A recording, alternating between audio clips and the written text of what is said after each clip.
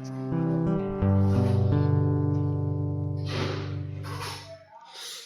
All, welcome to our channel. ఇవాళ మన recipe వచ్చేసి అచ్చం హోటల్ స్టైల్లో ఉండేలాగా క్రిస్పీగా మసాలా దోశని ఎలా ప్రిపేర్ చేసుకోవాలో చూపిస్తున్నానండి. అన్నీ మనం బయట కొని తెచ్చుకోవాల్సిన అవసరం లేదండి. కాస్త ఓపికగా మనసు పెట్టి ఇంట్లోనే ఈ విధంగా చేశారంటే చాలా టేస్టీగా వస్తుంది.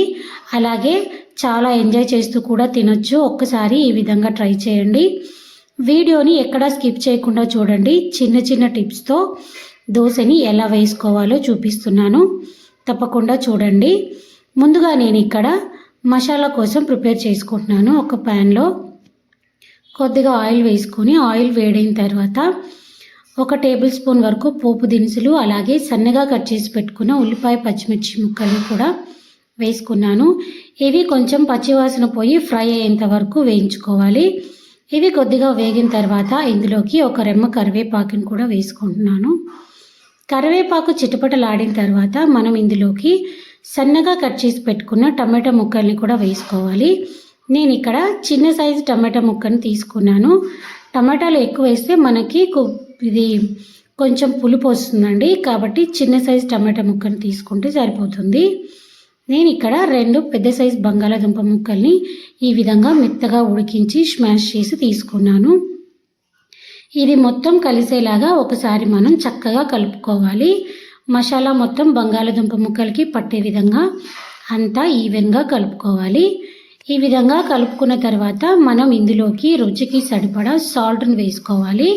కొంచెం తక్కువగానే వేసుకోవాలండి సాల్ట్, ఎందుకంటే మనకి దోశలోనూ ఉంటుంది, అలాగే పప్పుల పొడిలో కూడా ఉంటుంది, కాబట్టి కొంచెం తక్కువ వేసుకోవాలి.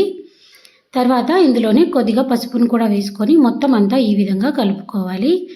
ఇది మొత్తం బాగా కలిసే వరకు ఒక 5 మినిట్స్ వరకు మంటని మీడియం ఫ్లేమ్లో ఉంచుకొని ఈ విధంగా వేయించుకోవాలి. అంతేనండి. కొద్దిగా కొత్తిమీర వేసుకొని దింపేసుకున్నామంటే చక్కగా మనకి మసాలా అనేది రెడీ అయిపోతుంది. ఇప్పుడు పప్పుల పొడి కోసం ఒక 10 ఎండుమిర్చిని తీసుకున్నాను. ఇవి మీడియం స్పైసీలో ఉన్నాయండి. తర్వాత ఇందులోకి 1 గుప్పెడు పుట్నాల పప్పుని, అలాగే వేయించిన పల్లీని కూడా కొద్దిగా వేసుకుంటున్నాను.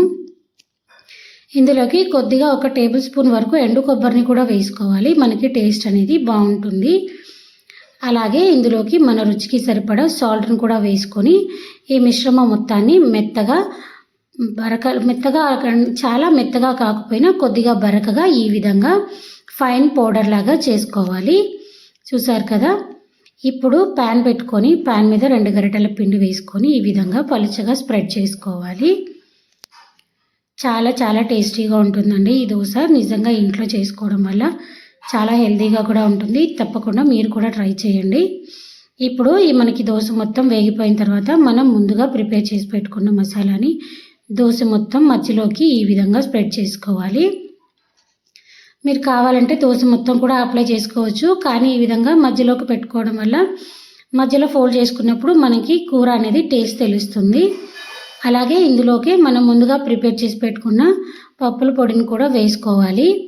చక్కగా దోశ మొత్తం ఈవెన్గా స్ప్రెడ్ అయ్యేలాగా వేసుకోవాలి. తర్వాత మనం సరిపడా ఆయిల్ కూడా వేసుకోవాలి. ఆయిల్ ప్లేస్లో నెయ్యి కూడా వేసుకోవచ్చు, టేస్ట్ ఇంకా చాలా బాగుంటుంది. నేనైతే ఇక్కడ ఆయిల్ని యూజ్ చేస్తున్నాను. అంతేనండి. ఎంతో చక్కగా ఉండే క్రిస్పీగా హోటల్ స్టైల్లో దోశ రెడీ. ఈ వీడియో కనుక మీకు నచ్చితే లైక్ చేయండి, షేర్ చేయండి, సబ్స్క్రైబ్ చేసుకోవడం మాత్రం మర్చిపోకండి.